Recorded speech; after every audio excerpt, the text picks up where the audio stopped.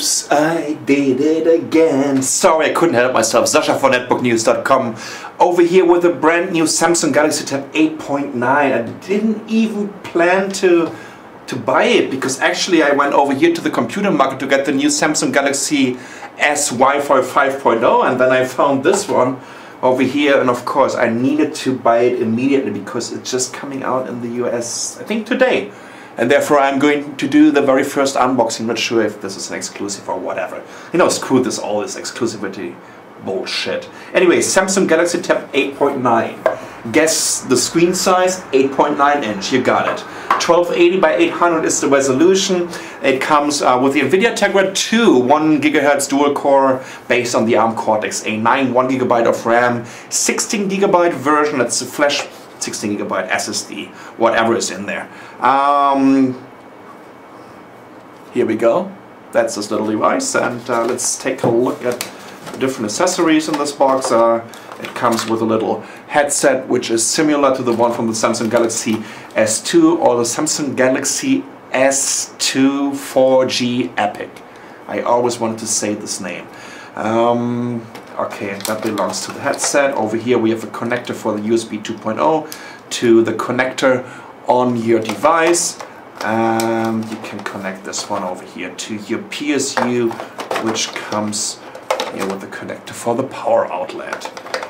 And that's about it. I paid 14,500 new Taiwan dollar, which is like 400, let's say 450, 460 US dollars.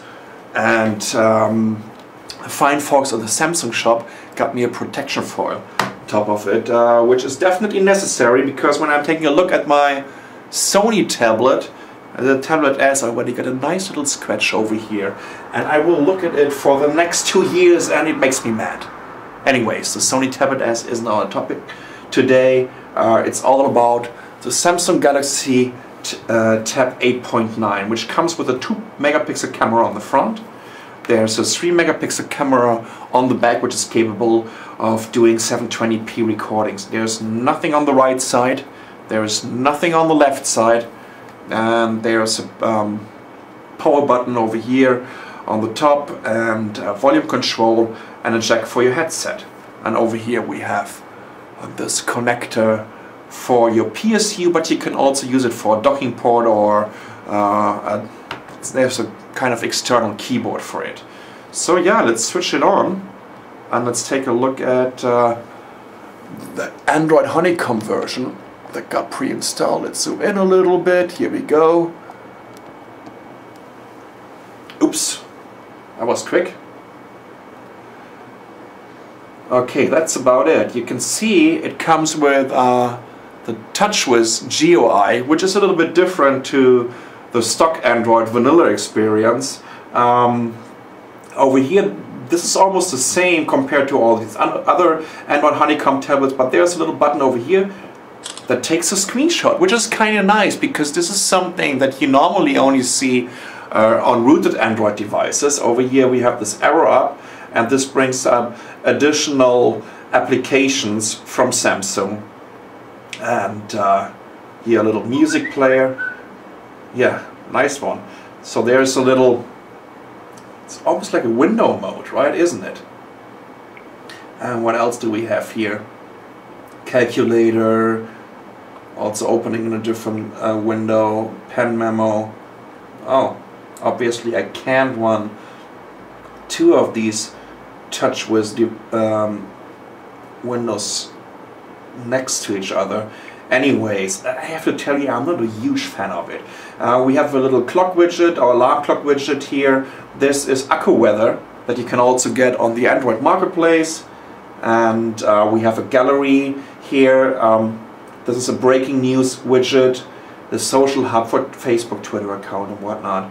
And here's a little agenda, finance widget, contact widget. But that's about it. Let's take a quick look at the applications.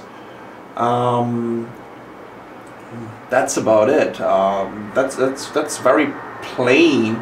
What we also saw on the Samsung Galaxy Tab 10.1. We have a new ebook application over here from Samsung, so that you can download ebooks to your device. I haven't set up anything right now. Over here you have then this bookshelf, and then you can open The Marvelous Land of Oz.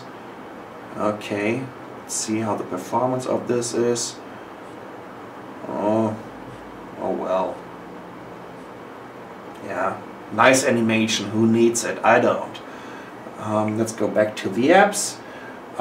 Google Search Latitude, My Files, it's a file manager. Let's just open it. But again, that's the same one that we already saw on the Samsung Galaxy Tab 10.1 as with the photo editor. Let's take this picture from our from the screenshot that we did earlier. So you can crop it, you can change the contrast, as you can see, right? I think you're getting the idea of it. What else do we have? Polaris Office is pre-installed. The Pulse newsreader, which I really like. Reader's Hubs, the Samsung app. These are specific apps for Samsung tab devices, Samsung tablet devices.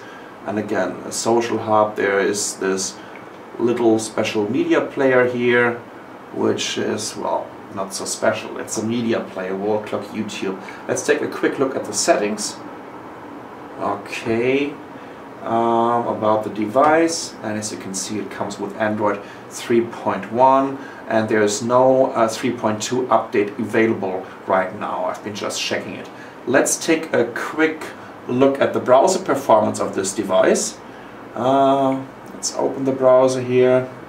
Okay, do not ask again. And let's just open, how about the Google News site. As you can see, it's a very nifty keyboard. Also comes with this row of all the numbers, and yeah, it's kind of small, I tell you that. Okay, let's switch over to the US news. I'm pretty sure you don't want to read the German ones. And let's see what's new in Northern America. Here we go.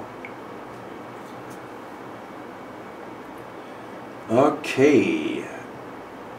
Here's this double click to zoom. That's very zippy. How about pinch to zoom? Okay, how about the accelerometer speed? Okay. That's not too bad, right?